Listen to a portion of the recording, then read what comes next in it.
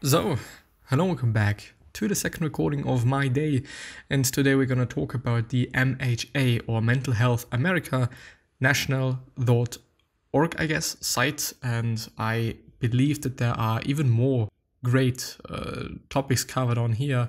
Today I've already recorded one on dealing with emotions and how to deal with emotions and how not to deal with them, to just see kind of the difference, what it can make, and also figuring out what you're doing or what I'm doing essentially as well, because as I've said in the last episode, I do struggle quite a lot with regulating my emotions and dealing with my emotions, So this is some sort of a self-serving purpose, which, may or may not be something bad.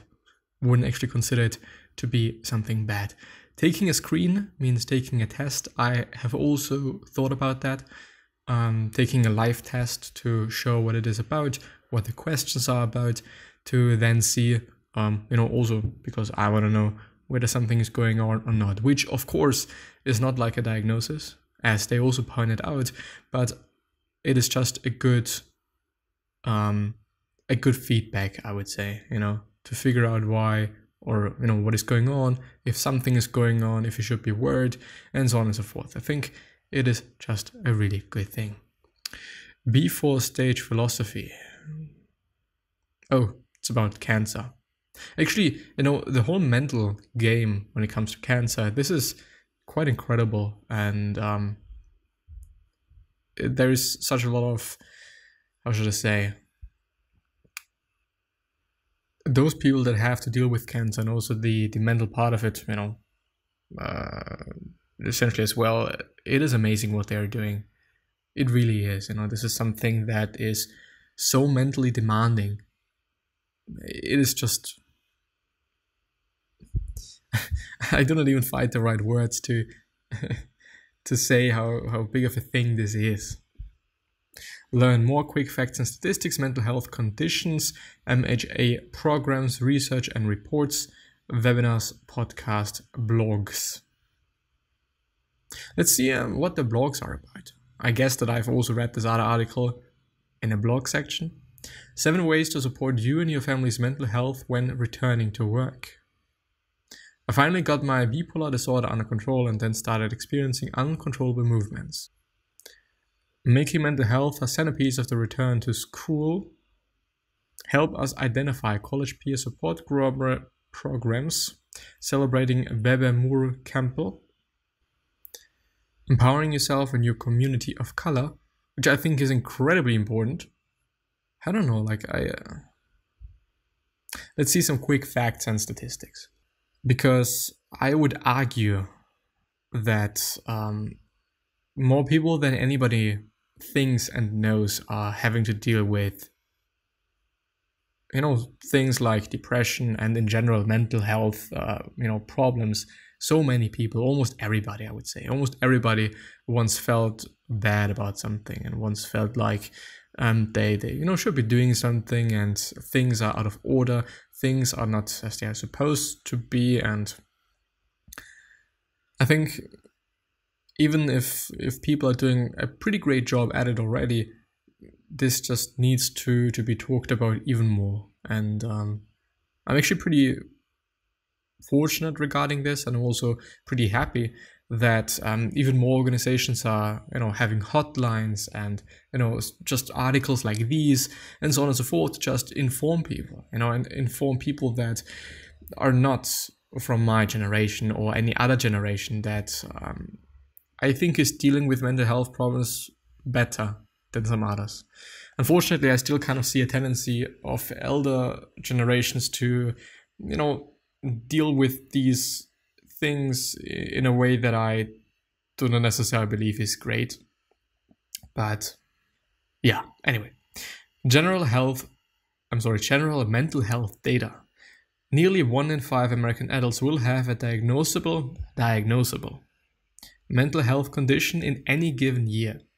46% of Americans will meet the criteria for a diagnosable mental health condition sometime in their life, and half of those people will develop conditions by the age of 14.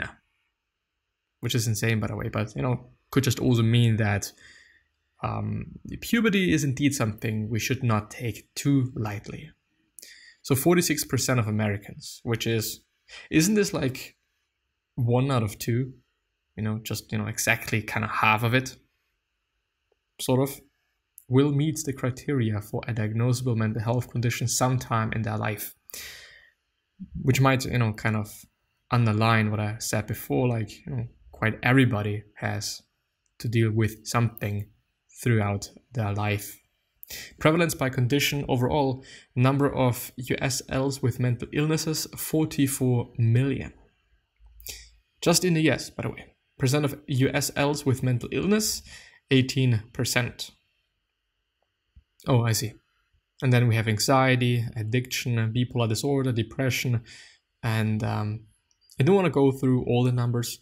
I don't necessarily think that it is too important, but I just wanted to point out that it is indeed the case that such a lot of people have to deal with it. Live mentally healthy. Live mentally healthy. Why is staying mentally healthy? Recover tools for mental wellness. Let's see. Let's see what they're talking about. Mental health screening tools. Screen sense decision-making tools. MHA has screening tools to help identify signs of, and this is the test I just before mentioned, depression, anxiety, bipolar disorder, PTSD, alcohol, and so on. Stress test. This is a questionnaire that was developed to determine the degree of stress you are experiencing. Interactive where to get help tool. This tool helps guide you to sources for seeking mental health based on your answers to a short series of questions. And then there are worksheets. Keep your mind grounded.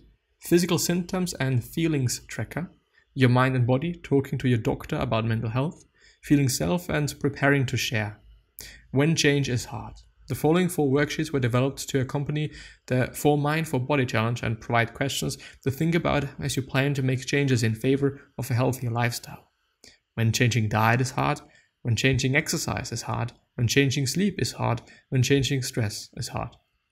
By the way, I think that, and I should actually go over some studies on that, I think sleep is a pretty important thing, and I clearly know and remember days in which I focused on my sleep to, well, kind of consciously and also subconsciously. These days have been really amazing, and in the near past I've used to go to bed relatively late, and I apparently really dislike that, or my body really dislikes that. I don't necessarily feel too rested, and that's not quite amazing. And obviously this is also not the best for your mood and for your mind as well, because rest is important. Your mind also needs to rest. A letter to risky business. This worksheet provides prompts for working through why you take part in risky behaviors, how they are harming your well-being, and what you can do to take control of these behaviors. Filling the void. What makes you turn to risky behaviors? What needs are you trying to fulfill? Think ahead. Organize your thoughts, and taking steps to feel better can be tough when you are weighted down by a mental health disorder.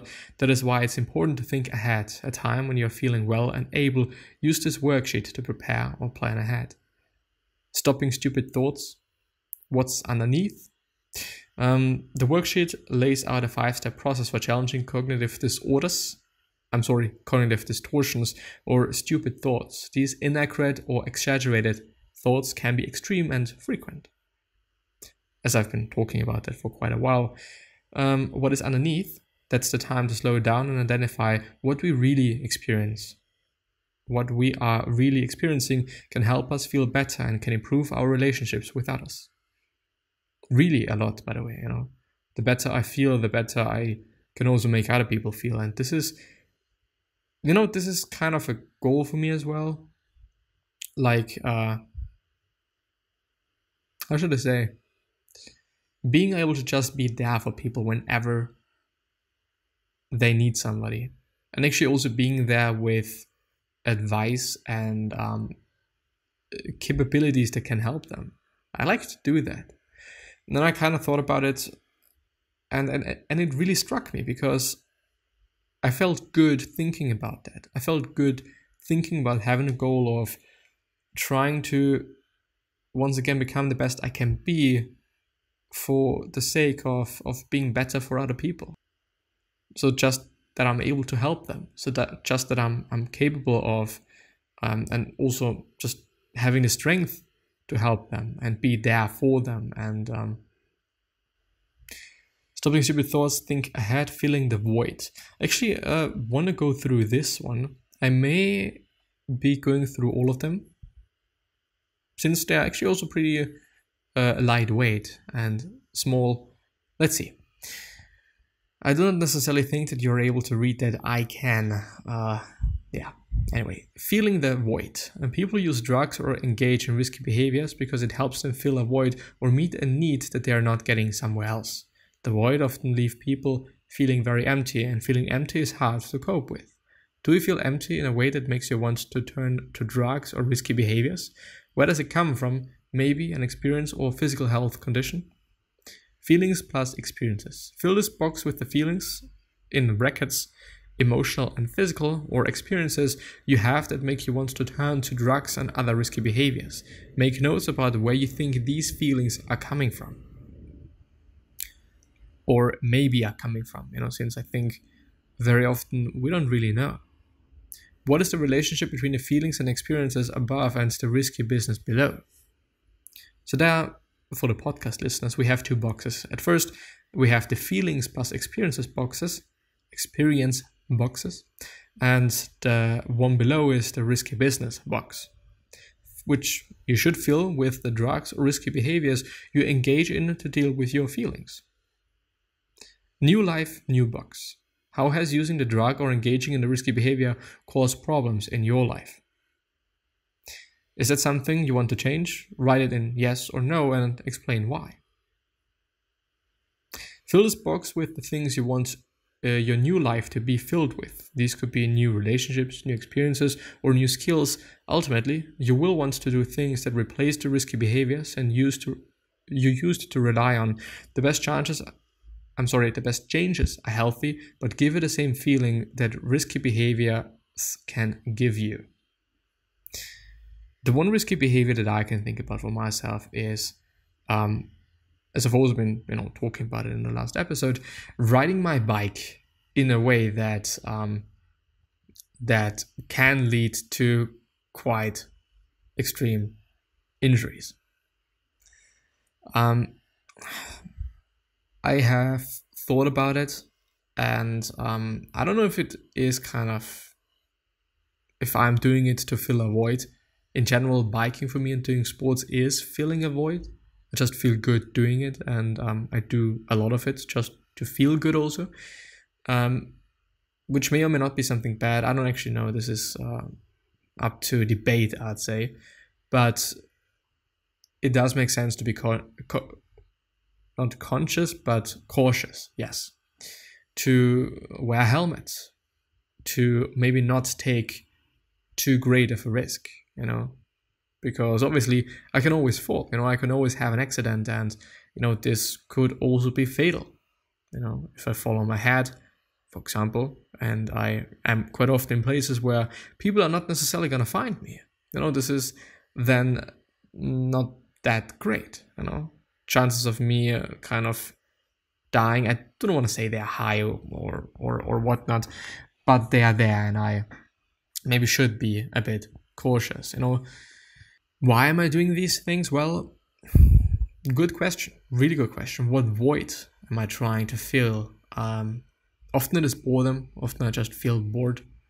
Often it might just be dopamine, like just having, or also adrenaline, having an adrenaline rush through your body, because, I don't think about much when I ride my bike, especially when it is in places where it's, a little bit dangerous. I don't think about a lot of things, and I actually like not having to think about things. But I don't know, I'd have to think about that. Let's see what they are also having. So maybe you can find something there as well. 31 tips to boost your mental health list. 31 ways to work on your wellness. A printable poster with a tip for each day of the month. 10 tools to help you live your life well. This page outlines 10 simple evidence-based tools you can use to make healthy lifestyle changes. Let's actually have a look at this one. And what if I click on them? Oh, I see, they all have their own article. I'm not going to get to all of these. Anyway, I'm going to go through all of them, and then we see which specific ones we can have a look at. These 10 proven tools can help you feel stronger and more helpful. Check out each page for specific, easy to follow tips. What is going on? And my eye hurts for whatever reason. Connect with others, which is very funny that it is at fucking first place. Stay positive, get physically active, help others, get enough sleep, create joy and satisfaction, eat well, take care of your spirit, deal better with hard times, and get professional help if you need it. Which one should I take? And I don't know if I'm even able to go through any of these. Deal better with hard times. I'm just trying to quickly go over that one and at least cover this. How coping tools help. At some point in our lives, most of us will face times that are extra stressful or that even shake us to our core. At those times, having strong coping strategies can make a huge difference. Of course, exercising, focusing on your spiritual life and getting enough rest, and all of the other live your life well tools can be great support in difficult situations.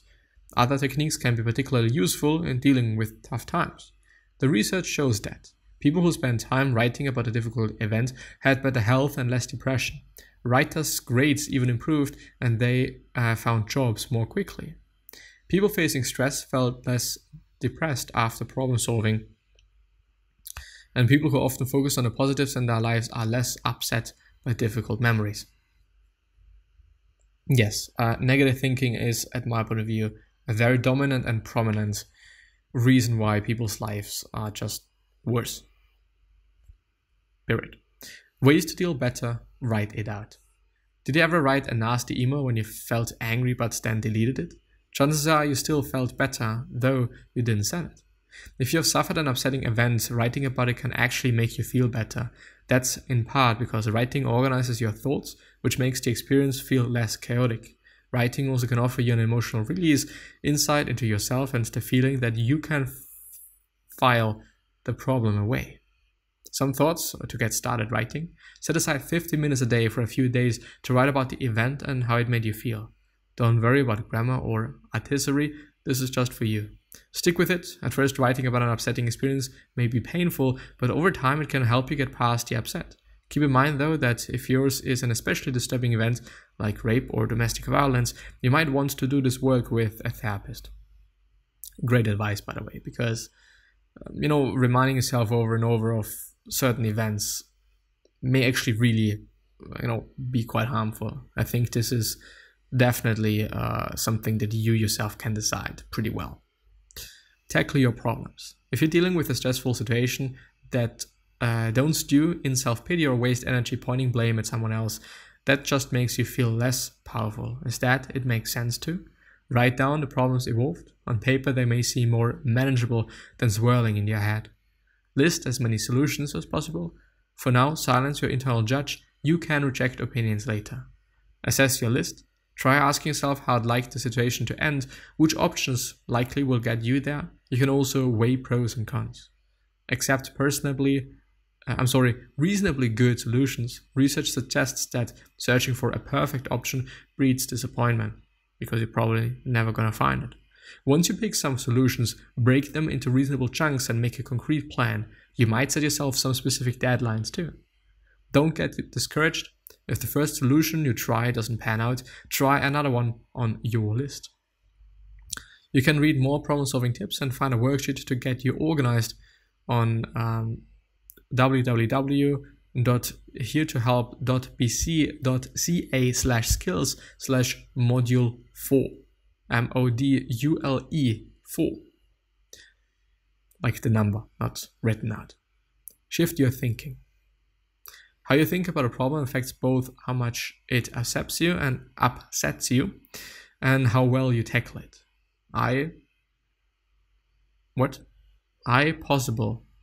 Anyway, it pays to shift your mind away from negative thoughts or excessive worries. Try these suggestions. Ask yourself how realistic your worry is. Our imagination can take us into situations that may never develop. Set aside worry time each day. Then, whenever a negative thought intrudes, tell yourself to wait until the set time. You may feel better by then. Focus on the good aspect of your life. On the good aspects of your life. Look at tough times as an opportunity to learn, grow, or improve your situation. Maybe you have seen how supportive your friends are, or learned how strong you can be in a tough time. For more suggestions on reframing your thoughts, see the Live Your Life Well, I'm so sorry, Stay Positive tool. Get support, ask someone to give you a hand with any pressing tasks. If you are overextended, you can reciprocate at a quieter time. Don't be afraid to ask for advice. No one knows everything. Get emotional support. Crying, sharing your frustration, or otherwise venting can release tension, relieve stress, and help you move on. Consider getting professional help if you need it. I may actually start writing down things, and writing about my feelings and writing about things that I am encountering and I have encountered. I think it's good advice, and I've heard it actually very, very, very often. But yeah, with that being said, gonna end the episode. I do really hope from the bottom of my heart that I've been able to share something that was of importance to you, and I'm hopefully gonna see you. Well, I'm actually not hoping for you to be here the next time as well, because this might mean something else besides being interested in these topics. But anyway, I wish you the best, and hopefully see you soon, or not. See you. Bye bye. Something.